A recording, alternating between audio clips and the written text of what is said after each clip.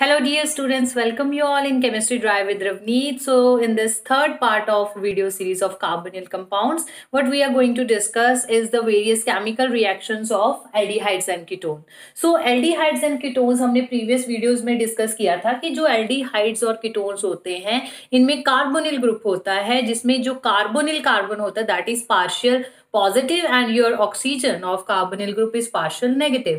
So therefore जो carbonyl group है उस पे हमेशा कोई न्यूक्लियोफाइल अटैक करेगा.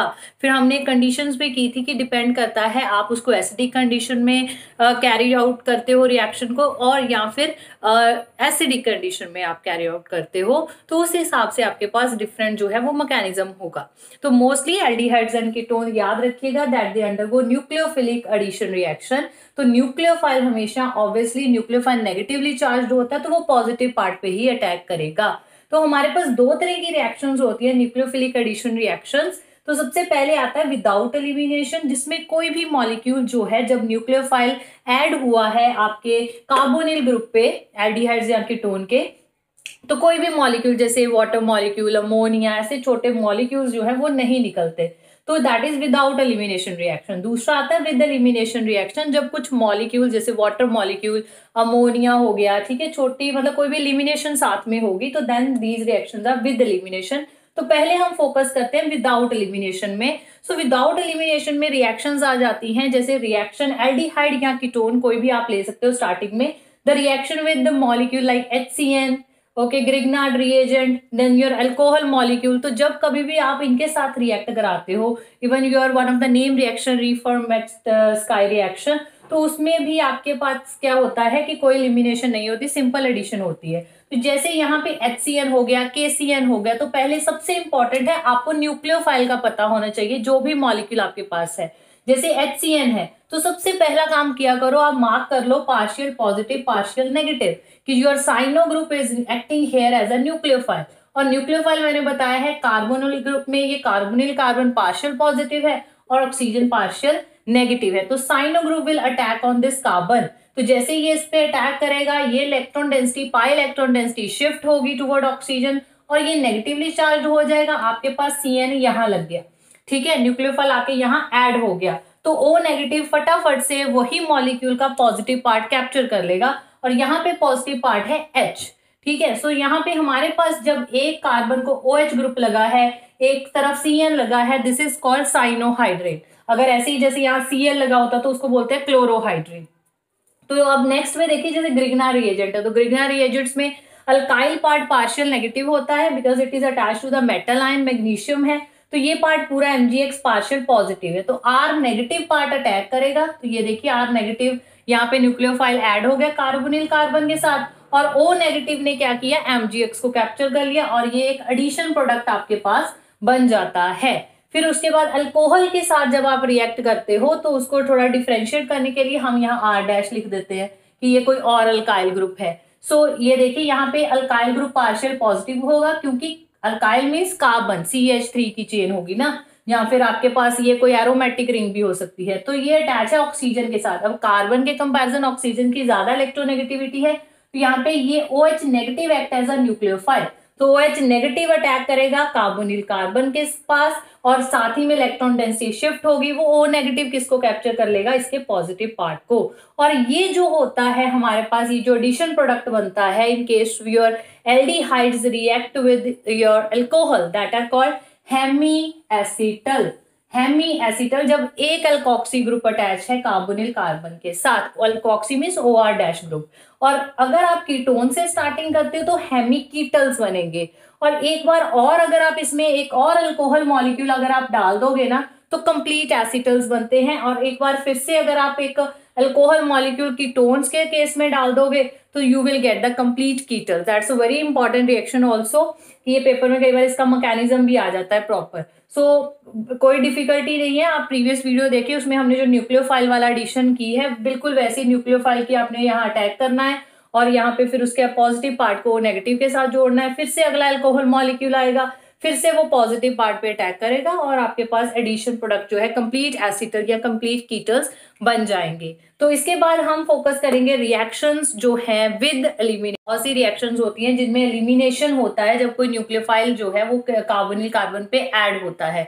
सो इस चीज को रिवाइज करने के लिए बहुत इंपॉर्टेंट है कि आप पहले एक ऐसे लेआउट सा बना लो कि हमारे पास रिएक्शन कौन कौन सी है, तो फिर उसमें से एक एक को पिक करके उसको रिवाइज करना आप शुरू करो, तो तभी ये चैप्टर जो है फिर इजी लगेगा आपको। सो हमारे पास रिएक्शंस होती है, reaction with ammonia derivative, then we have condensation reaction. Condensation reaction के अंदर हम पढ़ते हैं aldol condensation, cross aldol condensation. Cross aldol में ही हम एक नेम रिएक्शन पढ़ेंगे, that is Claisen reaction. Then we have benzoin condensation, Perkin condensation, Knoevenagel, Mannich and Wittig.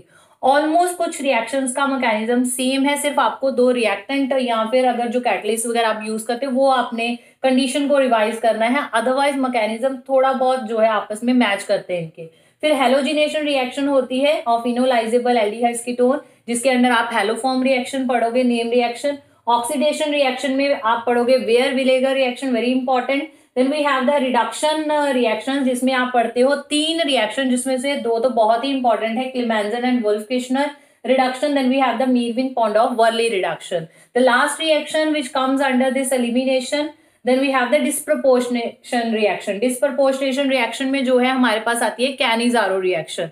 तो ये सारा मतलब एक ओवरव्यू है कि हमारे पास कौन कौन सी रिएक्शंस हैं जब न्यूक्लियोफाइल को ऐड होता है कार्बोनिल कार्बन पे। तो हम इसमें से सबसे पहले पिक करते हैं अपनी अमोनिया डेरिवेटिव के साथ रिएक्शन। अमोनिया की डेरिवेटिव्स के साथ रिएक्शन करने से पहले ये जरूरी है कि आपको सारे अमोनिया के डेरिवेटिव्स पता हो। तो जैसे कार्बोक्सिलिक एसिड डेरिवेटिव्स होते हैं, एस्टर एसिड, क्लोराइड, एनहाइड्राइड, बिल्कुल उसी तरह अमोनिया के डेरिवेटिव्स कैसे बनाएंगे हम। एक एक H जो है यहाँ पे अमोनिया का फॉर्मूला होता है NH3, इसका एक H आप डिफरेंट डिफरेंट ग्रुप से रिप्लेस करिए और you will get the various derivatives of ammonia. For example the very first one, if you just replace this one H with OH group, ठीक है, तो ये बन जाएगा हाइड्रोक्सिलमीन। इसी तरह आप H को रिप्लेस करिए, NH2 लगाइए, हाइड्राजीन।